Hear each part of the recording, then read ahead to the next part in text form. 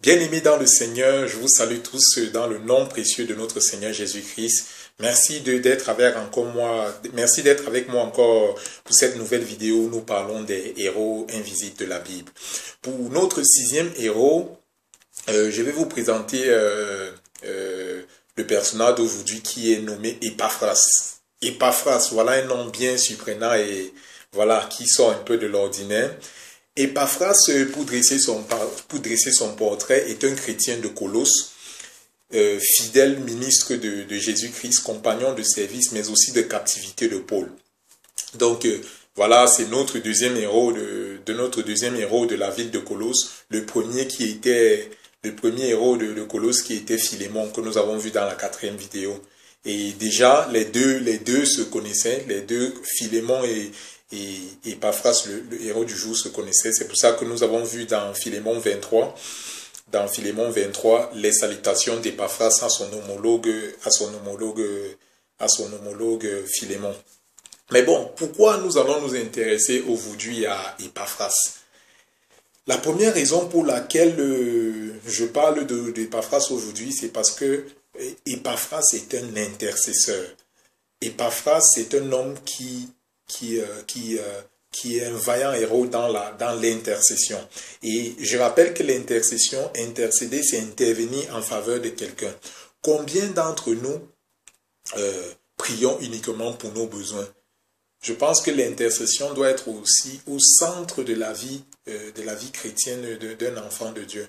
Parce qu'une fois que nous avons été sauvés, c'est notre devoir aussi de prier pour les autres et de ne pas seulement prier à chaque fois pour nos propres besoins. Et pour appuyer le propos ce caractère d'intercession d'Épaphras, je vais vous lire Colossiens 4 au verset 12 qui dit « Épaphras, qui est l'un des vôtres, vous salue, serviteur de Jésus-Christ, il ne cesse de combattre pour vous dans ses prières, afin que, parfait et pleinement persuadé, vous persistiez dans une entière soumission à la volonté de Dieu. » Voilà donc ce que nous pouvons voir. Nous pouvons voir comment Épaphras, depuis sa captivité, depuis la prison, ne cesse de prier pour les fidèles de Colosse, ne cesse d'intercéder afin que ses frères puissent persévérer dans la marche avec le Seigneur, puissent persévérer dans leur soumission à Jésus-Christ. Donc voilà l'une des raisons pour lesquelles nous nous sommes intéressés nous avons fait un focus sur Épaphras. La deuxième raison pour laquelle nous nous intéressons à Épaphras en ce jour, c'est parce que c'est un homme c'est l'abandon de soi. C'est un homme qui a tout abandonné pour suivre le Seigneur Jésus-Christ. C'est un véritable disciple de Christ. Pourquoi je le dis? Accepter d'aller en prison à cause de l'évangile, moi je me dis, c'est faire preuve d'abandon de soi. Accepter d'endurer quelques injustices à cause du nom de Christ, ça c'est l'abandon de soi. Et je pense que le fruit de cet abandon de soi conduit logiquement à cette vie d'intercession que nous voyons Épaphras pratiquer.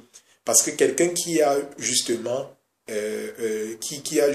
abandonné son être entier au service de Christ a cette facilité justement d'intercéder pour les autres. Donc voilà deux raisons pour lesquelles nous nous sommes intéressés à Épaphras aujourd'hui. Premièrement pour sa vie d'intercession, deuxièmement pour l'abandon de soi au service du Seigneur Jésus-Christ et son service au Seigneur Jésus-Christ. Donc voilà pour ce qui concerne très brièvement ce héros du jour. J'espère que cela nous aura bénis et vraiment que la vie d'intercession, que cet abandon de soi au service du Seigneur Jésus-Christ soit notre partage. Soyez richement bénis et je vous donne rendez-vous pour un autre héros dans une prochaine vidéo, un autre héros invisible de la Bible. Que le Seigneur vous bénisse abondamment, soyez bénis et à très prochainement.